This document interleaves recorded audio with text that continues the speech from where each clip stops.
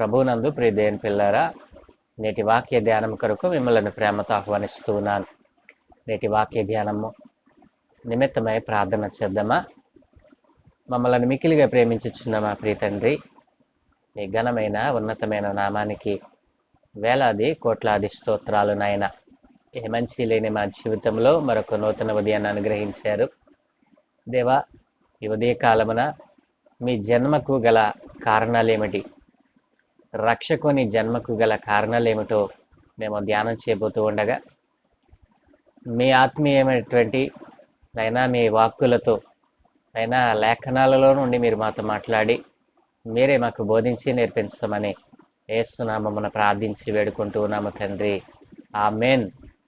ప్రభువునందు ప్రియ దేవుని పిల్లారా, రక్షకుని జన్మకు కారణాలు. ఈ రోజున మన ధ్యానాంశము రక్షకుని జన్మకు కారణాలు. ప్రియ దేవుని పిల్లారా, ఈ రోజున మిమ్మల్ని ఒక ప్రశ్న ద్వారా ప్రభు యొక్క ధ్యానంలోనికి తీసుకుని వెళ్ళాలని ఆశపడతా ఉన్నాను. ప్రియ దేవుని పిల్లారా, నా ప్రశ్న ఏమిటంటే, నీవు పరలోకములో చోటు సంపాదించాలని ఆశపడుతూ ఉన్నావా? క్రీస్తు మనసులో చోటు సంపాదించాలని ఆశపడుతున్నావా? ఈ రెండిటిలో నీకు ఏది కావాలి? ప్రియ దేవుని పిల్లారా, ఈ యొక్క విశ్వాసము, మరి నిత్యము ప్రార్థన, ప్రభు సన్నిధిలో కనిపెట్టుట, ఇవన్నీ కూడా పరలోకం సంపాదించడానికే కదండి అని అంటారేమో. క్రీస్తుని నీవు సంపాదించుకోకపోతే, క్రీస్తు మనసులో స్థానం సంపాదించుకోకపోతే, పరలోకము నీవు సంపాదించుకున్న ప్రయోజనం ఉంటుందా? ఆలోచన చేయండి. నేటి క్రైస్తవ సమాజము క్రీస్తు మనసుకు దూరంగా ఉంది. కాబట్టి ప్రియ దేవుని పిల్లారా, పరలోకములో స్థానం సంపాదించాలని పరుగులాడకు. మొదట నీవు క్రీస్తు మనస్సులో స్థానం సంపాదించాలి. క్రీస్తు మనస్సులో నీవు ఎప్పుడైతే స్థానం సంపాదిస్తావో అప్పుడు నిత్య రాజ్యము ఆయనతోనే నీవు ఉంటావు కదూ. కాబట్టి ప్రియ దేవుని పిల్లారా, నేటి సమాజము క్రీస్తు మనస్సుకు దూరంగా ఉంది. నేటి సమాజము క్రీస్తు మనస్సును ఎరిగి ప్రవర్తించటలేదు. కాబట్టే ఆయన ఈ భూమి మీదకు రావాల్సి వచ్చిన కారణం అదే ప్రియ దేవుని పిల్లారా. కాబట్టి ఆలోచన చేయండి, ఆలోచించండి. జ్ఞానము దేవుడు మనకు అనుగ్రహించాడు.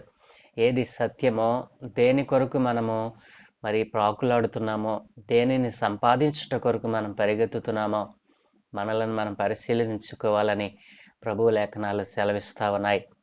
క్రీస్తు మనసులో స్థానం సంపాదించాలనుకుంటున్నావా, లేదా పరలోకములో స్థానం సంపాదించాలని ఆశపడుతున్నావా అని అడిగితే, నీవు క్రీస్తు మనస్సులోనే స్థానం సంపాదించుకోవాలని నేను చెప్తాను. ప్రియ దేవుని పిల్లారా, నేటి వాక్య ధ్యానముగా మరి రక్షకుని జన్మకు కారణాలేమిటి, ఆయన ఈ భూమి మీద ఎందుకు పుట్టవలసి వచ్చింది, ఒక్కొక్కటిగా మనం ధ్యానం చేద్దాం. ప్రియ దేవుని పిల్లారా, మొదటిగా రక్షకుడు భూమిపై జన్మించడానికి గల కారణము గలతీయులకు రాసిన పత్రిక 4వ అధ్యాయము 4వ వచనాన్ని మనం ధ్యానం చేద్దాం. అయితే కాలము పరిపూర్ణమైనప్పుడు దేవుడు తన కుమారుని పంపెను. ఆయన స్త్రీ యందు పుట్టి మనము దత్తపుత్రులము కావాలనని ధర్మశాస్త్రమును లోబడి ఉన్న వారిని విమోచించుటకై ధర్మశాస్త్రమునకు లోబడిన వాడు ఆయను. ప్రియ దేవుని పిల్లారా, రక్షకుడు ఈ భూమి మీద పుట్టడానికి గల కారణము మొదటిది ఏమిటో తెలుసా? మనలను దత్తపుత్రులను చేయుట కొరకు. ప్రియ దేవుని పిల్లారా, దత్తపుత్రత అంటే ఏమిటి? ఎప్పుడు మనము దత్తత తీసుకుంటామో, ఎవరికైనా సంతానము లేనప్పుడు మరి వేరొకరి దగ్గర నుంచి మరి కుమారునో కుమార్తెనో స్వీకరించి మరి వారు తనను సంరక్షించుట కొరకు చేసేటువంటిది దత్తత. కాబట్టి ప్రియ దేవుని పిల్లారా, ఇక్కడ దత్తత అనేటువంటి మాట కంటే మనము సొంత పుత్రులము కావాలనని అని యాడ్ చేసుకుంటే చాలా సబబుగా ఉంటుందేమో. ప్రియదేని పిల్లరా, కాలము పరిపూర్ణమైనప్పుడు దేవుడు తన కుమారుని పంపెను. ఆయన మనలను స్వీకృత పుత్రులనుగా చేసుకోవటానికి, ఆయన పుత్రులనుగా మనము ఉండటానికి కొరకై ఆయన మన కొరకు జన్మించాడు. ప్రియదేని పిల్లరా, రెండవ విషయం ఏంటంటే, లూకాసు వార్త 19వ అధ్యాయము 10వ వచనములో దేవుడు చెప్పాడు కదూ, నశించిన దానిని వెతికి రక్షించుటకు మనుష్య కుమారుడు వచ్చినని అతనితో చెప్పాను. క్రీస్తు జన్మకు రెండవ కారణం ఏంటో తెలుసా? నశించిన దానిని వెతికి రక్షించటానికి ఆయన మనుష్య కుమారునిగా ఈ లోకంలోనికి వచ్చాడు. మొదటిది, మనలను దత్తపుత్రులను చేయుట కొరకు ఆయన ఈ లోకంలో పుట్టాడు. రెండవది, నశించిపోతున్న వారిని వెదికి రక్షించటానికి ఆయన ఈ లోకానికి వచ్చాడు. మూడవది, మొదటి తిమోతిలకు రాసిన పత్రిక 1వ అధ్యాయము 15వ వచనములో అంటాడు కదూ, పాపులను రక్షించుటకు క్రీస్తు యేసు లోకమునకు వచ్చెను.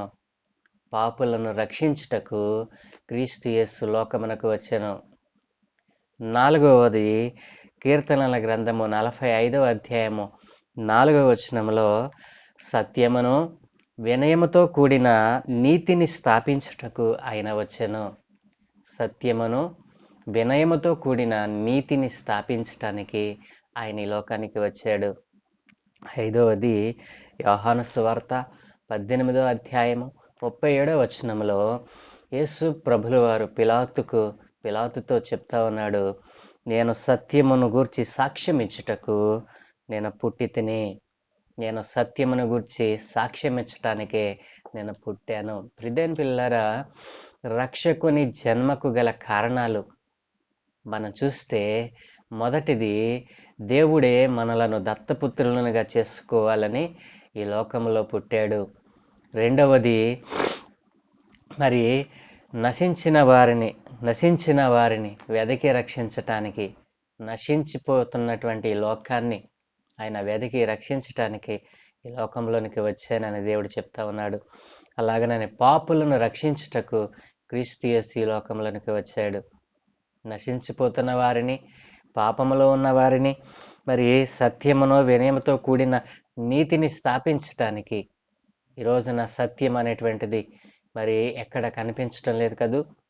వినయ మనస్సు ఎవరిలోనూ మనం చూడటం లేదు కదూ. ఈ రీతిగా మనం ఆలోచన చేస్తే, క్రీస్తు మనస్సులో స్థానం సంపాదించకుండా, క్రీస్తు మనస్సును ఎరగకుండా నేటి సమాజము మరి క్రీస్తుకు వ్యతిరేకంగా, బైబిల్కు వ్యతిరేకంగా జరిగిస్తున్నటువంటి అనేక కార్యాలు మనం చూస్తూ ఉన్నాం. ప్రియదేని పిల్లరా, క్రైస్తవుడు అన్యుడిగా మారిపోతూ అన్య దేవతల, అన్య ఆచారములను మరి క్రీస్తు సంఘములోనికి మరి ప్రవేశపెట్టి నేటి దినాన్న క్రీస్తు మనస్సులో స్థానం కోల్పోతూ ఉన్నారు. ప్రియదేని పిల్లరా, ఆలోచన చేశారా? క్రీస్తు మనస్సు ఎరిగిన వారు, క్రీస్తు మనస్సులో స్థానం సంపాదించిన వారు ఎవరు కూడా ఇట్లాంటి కార్యములను జరిగించరు. అందుకే ఒక సేవకుడు అంటూ ఉన్నాడు, క్రిస్మస్ పండుగ మరి అన్య పండుగగా మారిపోయింది నేటి సమాజంలో అని. ప్రియదేని పిల్లలు, ఎలాగున మరి హైందవ అంటే అన్యుల పండుగగా మార్చివేశారు క్రైస్తవులు అని ఎందుకు అన్నాడు అని అంటే, ఈ రోజున అన్యుడు ఏదైతే చేస్తా ఉన్నాడో, అన్యుడు జరిగించినటువంటి ప్రతి దానిని నేటి సంఘాలలో దానిని అవలంబిస్తూ, ఈ రోజున కొన్ని కారణాలు మీకు చెప్తాను. మరి క్రిస్మస్ అంటే స్టార్ అనుకుంటారు, క్రిస్మస్ అంటే లైటింగ్ అనుకుంటారు, క్రిస్మస్ అంటే క్రొత్త బట్టలు అనుకుంటారు, క్రిస్మస్ అంటే క్రొత్త పిండి వంటలు, మరి లేటెస్ట్ వంటకాలతో ఇంటిని నింపుకోవాలని ఆశపడుతూ ఉంటారు. క్రిస్మస్ అంటే మరి కొత్త పరిచయాలను ఏర్పాటు చేసుకోవాలని అనుకుంటారు. కానీ క్రీస్తు మనస్సులో స్థానం సంపాదించాలనేటువంటి ఆశ నేటి క్రైస్తవ సమాజానికి లేదు. కాబట్టి ప్రియదేని పిల్లారా, ఇట్లాంటి వారు భూమి మీద ఉన్నారని, వారిని విమోచించటానికే, సత్యమును గూర్చి వినయమును గూర్చి మరి ఆయన నీతిని స్థాపించటానికి, సత్యమును వినయముతో కూడిన నీతిని స్థాపించటానికే ఆయన ఈ లోకంలో పుట్టాడు. ప్రియదేని పిల్లరా, ఆయన మరి పొంతు పిలాతుతో అంటూ ఉన్నాడు కదా, నేను సత్యమును గూర్చి సాక్ష్యం ఇచ్చుటకే ఈ భూలోకంలో పుట్టాను అని ఆయన సాక్ష్యం ఇస్తూ ఉన్నాడు. ప్రియదేని పిల్లరా, కాబట్టి ఈ రోజున మరి క్రీస్తు జన్మకు కారణాలేంటో నీవు తెలుసుకున్నావు కదూ. క్రీస్తు జన్మ కేవలము నీ కొరకే, పాపములు మగ్గిపోతున్నటువంటి ఈ సమాజాన్ని, మరి అన్ని ఆచారములతో నింపివేసిన సంఘాన్ని రక్షించటానికి, ఆయన దత్తపుత్రులుగా స్వీకరించటానికి, నశించిపోతున్నటువంటి ఆత్మల రక్షణ కొరకు, మరి పాపులను రక్షించటానికి ఆయన ఈ లోకంలోనికి వచ్చాడు. అంతేకాదు సత్యమును వినయముతో కూడిన నీతిని స్థాపించటానికి, అలాగుననే మరి సత్యమును గురించి సాక్ష్యం ఇచ్చటానికి క్రీస్తు ప్రభు ఈ లోకానికి వచ్చాడు. ప్రియదేని పిల్లరా, సత్యమును వినయముతో కూడిన నీతిని నీవు కలిగి ఉన్నావా? అలాగున కలిగి ఉంటే క్రీస్తు మనస్సులో నీవు స్థానం సంపాదించుకున్నావా? పరలోకంలో స్థానం సంపాదించాలని ఒకవేళ పరిగెడుతున్నావా? ఈ రోజున నీవు పరీక్ష చేసుకొని నీవు దేవుని యొక్క జ్ఞానముతో ఆలోచించి ఈ రోజున ఒక సరైన నిర్ణయాన్ని చేసినట్లయితే నిజమైన క్రిస్మస్ ఆనందము నీ జీవితంలో నీవు చూడగలవు. ఇంతకాలము వ్యర్థముగా మరి క్రిస్మస్ను నీవు జరుపుకున్నావేమో. ఈ రోజున ప్రభు యొక్క జన్మకు గల కారణాలు తెలుసుకున్నావు కదూ. ఆయన జన్మకు గల కారణాలను ఎరిగినటువంటి నీవు కూడా ఇంకనూ అజ్ఞానంలో ఉన్నట్లయితే ప్రభు యొక్క మనస్సులో స్థానం సంపాదించుకొని ఆ నిజమైన క్రిస్మస్ ఆనందాన్ని అనుభవించాలని ప్రభు పేర నేను కోరుకుంటున్నాను. ప్రభువు మీ జీవితాలలో నిజమైన క్రిస్మస్ ఆనందాన్ని దయచేయునుగాక. ఆమెన్. ప్రార్థన. మమ్మల్ని మిక్కిలిగా ప్రేమించిన మా ప్రియ తండ్రి, గొప్ప దేవానికి వందనాలు నాయనా. అవును దేవా, నీవు ఈ లోకంలో జన్మించడానికి కారణాలు ఈ 5 కాదు నాయనా, అనేక కారణాలు ఉన్నాయి. వాటిలో 5టిని మేము ధ్యానం చేశాం. అవును దేవా, నీ సొంత పుత్రులనుగా మమ్మల్ని చేసుకోవాలనే ఈ లోకంలో నీవు పుట్టావు నాయనా. అయా, నశించిపోతున్న దానిని వెదకి రక్షించడానికి నీవు ఈ లోకంలో పుట్టావు నాయనా. ఇదిగో పాపులను రక్షించుట కొరకు ఈ లోకానికి వచ్చావు నాయనా. అవును తండ్రి, సత్యమును వినయముతో కూడిన నీతిని స్థాపించడానికే నీవు ఈ లోకంలోనికి వచ్చావు తండ్రి. అయా, నీవు అధికారితో చెప్తా ఉన్నావు, నేను సత్యమును గూర్చి సాక్ష్యం ఇచ్చడానికే ఈ లోకంలో పుట్టాను అని గట్టిగా నీవు చెప్పగలిగిన గొప్ప దేవుడవు నాయనా. ఇలాగున చెప్పగలిగిన వారు ఈ లోకములు ఎవరూ లేరు తండ్రి. అందుకనే మీరు దైవము అని పిలువబడ్డారు నాయనా. దేవా, నీవు ఉన్నవాడవు అనువాడవని ఈ లోకమంతా తెలుసుకున్నటకు ఈ ఆనంద మాసంలో, ఈ క్రిస్మస్ సీజన్లో నైనా ఇదిగో తండ్రి, నీ నామం ఎరిగిన వారు అనేక మంది నైనా ఈ లోకంలో జీవిస్తూ ఉన్నారు. నీ నామము ఈ రోజున ప్రకటింపబడుతూ ఉండగా నీవు ఎందుకొరకు పుట్టావో, ఎందుకొరకు నైనా ఈ లోకంలోనికి రావాల్సి వచ్చిందో ప్రజలు సవివరంగా తెలుసుకోవడానికి కృప చూపమని నైనా ఇదిగో తండ్రి, అనేక రకాలుగా నైనా నీ పుట్టుకను గురించి ధ్యానం చేస్తూ ఉండగా నీ పుట్టుకలో ఉన్నటువంటి మర్మములను తెలుసుకోవటానికి మీరు కృప చూపుచున్నందుకు మీకు వందనాలు నైనా. ఎవరైతే అయా నీ మనస్సులో స్థానం సంపాదించుకునలేదో, పరలోకం సంపాదించాలని పాకులాడుతున్నారు తప్ప నైనా క్రీస్తు మనస్సులో స్థానం సంపాదించాలనేటువంటి ఆశను ఈ రోజున నేటి సమాజం కోల్పోయింది నైనా. నేటి సమాజపు సంఘము నైనా క్రీస్తు మనస్సుకు దూరంగా ఉందని అయా నీ లేఖనాలు సెలవిస్తూ ఉన్నాయి.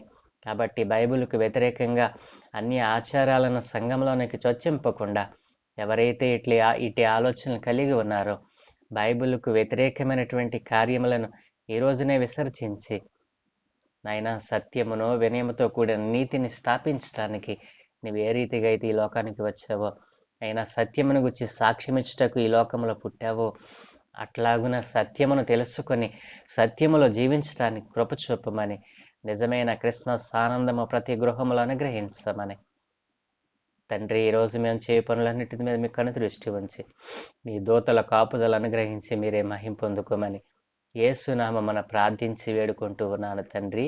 Amen, amen,